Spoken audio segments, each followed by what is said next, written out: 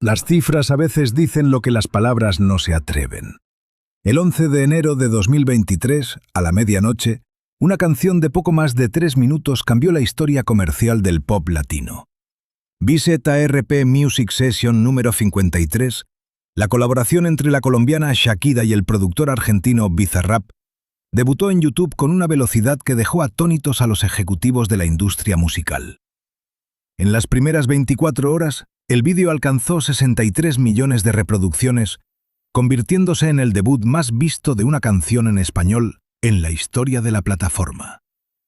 En Spotify, se transformó en el tema en español con más streams en un solo día, superando los 14 millones. En cuestión de días, ya era el sencillo en español número 1 en Estados Unidos, Latinoamérica, gran parte de Europa, Filipinas, India y Sudáfrica. Pero ese debut, por explosivo que fuera, era apenas el episodio más visible de una secuencia mucho más larga. Una secuencia que había comenzado meses antes, casi en silencio, y que terminaría rediseñando las reglas del lanzamiento musical en la era post-divorcio. Para entender la dimensión del fenómeno, hay que recordar quién es Shakira en cifras. Antes de 2022, ya había vendido más de 80 millones de discos a nivel mundial. Ya había acumulado 4 premios Grammy y 14 premios Grammy Latino. Ya había llenado estadios en más de 50 países. Ya tenía prácticamente el récord absoluto de cantante latina más exitosa de todos los tiempos. Y sin embargo, en su carrera había una fase de relativa hibernación. Desde 2018, después de su gira El Dorado, sus lanzamientos habían sido más espaciados, más colaborativos, menos centrados en ella como artista solista. La maternidad, la vida familiar en Barcelona y los problemas legales en España la habían llevado a un perfil más bajo. Para muchos en la industria parecía que su gran etapa de récords ya había quedado atrás.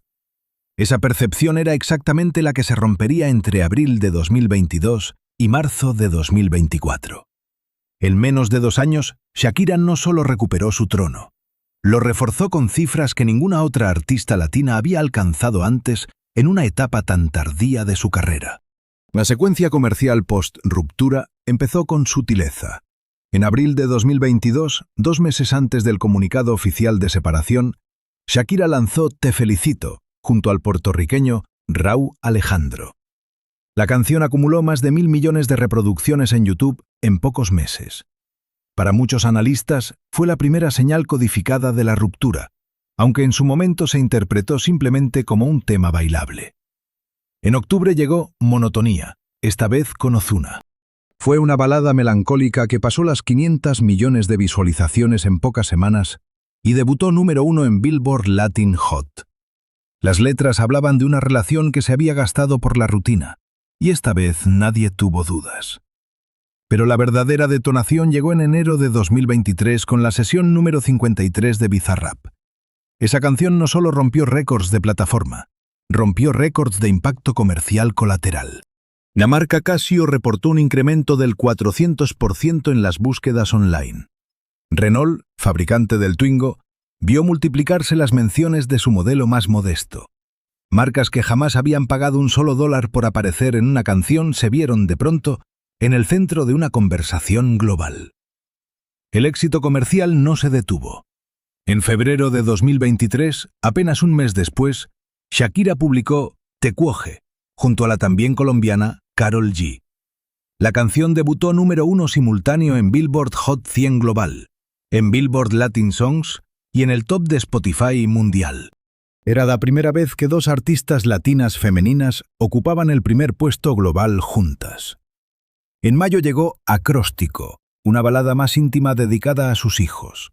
En septiembre, El Jefe junto a Fuerza Régida, en un giro hacia los corridos tumbados que sorprendió a la industria. Cada lanzamiento generaba semanas de cobertura mediática, análisis de letras en programas culturales, debates en redes y discusiones académicas sobre el feminismo en la música popular. Si te interesan estas historias contadas con cifras reales y datos públicos, suscríbete al canal y activa la campana para no perderte ninguna entrega. La estrategia parecía, desde fuera, casi quirúrgica. Pero las personas cercanas a Shakira insistieron siempre en que no había estrategia. Había necesidad creativa. Había canciones acumuladas durante meses de dolor. Había simplemente una artista trabajando. El gran salto comercial llegó en marzo de 2024 con el álbum completo Las mujeres ya no lloran. El disco debutó número 1 en Billboard Top Latin Albums, número 1 en Spotify Latinoamérica y top 3 en el Billboard 200 Global. En sus primeras horas de lanzamiento, generó más de 35 millones de streams. Las 16 canciones del álbum se ubicaron simultáneamente entre las 50 más escuchadas de Spotify en español. La cifra acumulada de streams de los temas post-divorcio de Shakira superaba ya, en sus 2 primeros años, los 6.000 millones de reproducciones globales. Para poner ese número en contexto, representa más streams que toda la carrera previa de la mayoría de cantantes latinas en activo. Y todo esto sin contar las descargas legales, las ventas físicas o el impacto en plataformas chinas y rusas, donde Shakira mantiene una audiencia silenciosa, pero leal, de varios millones. Las cifras en este punto dejaron de ser estadísticas. Se convirtieron en evidencia histórica. Pero el impacto mediático real no se mide solo en cifras directas. Se mide también en revenue indirecto. Las búsquedas de Shakira en Google alcanzaron en enero de 2023 el pico más alto desde el lanzamiento de Hips Don't Lie en 2006. Los artículos sobre ella publicados en medios anglosajones como The New York Times, The Guardian, Time y The Atlantic alcanzaron una densidad pocas veces vista para un artista no anglo. Las marcas que ya tenían contratos con ella, como Burger King, vieron rejuvenecida su presencia.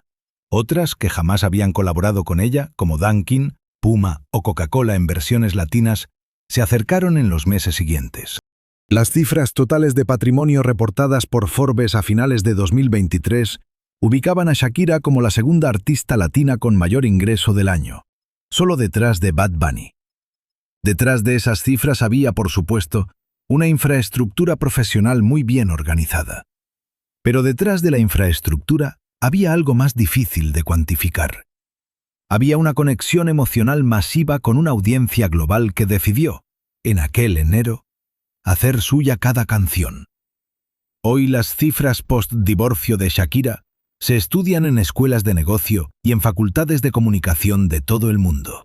Universidades en Madrid, en Barcelona, en Los Ángeles, en Bogotá y en Buenos Aires han escrito casos académicos sobre el fenómeno. La pregunta central que se repite es la misma.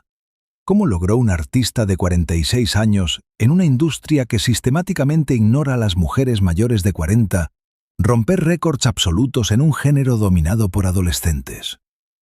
Las respuestas técnicas son variadas. La potencia narrativa de las letras, la elección estratégica de colaboradores jóvenes, la coincidencia perfecta con el algoritmo emocional de TikTok, la solidez del aparato profesional detrás. Pero la respuesta más honesta es probablemente más simple. Las canciones funcionaron porque eran verdad. Y en una era saturada de música producida en serie, la verdad sigue siendo, todavía, la materia prima más rentable de la industria musical. Si esta historia te ha resultado interesante, suscríbete, deja en los comentarios qué cifras del mundo de la música latina te gustaría que analizáramos en el próximo capítulo. Y comparte el vídeo con quien aún piense que las cifras son aburridas.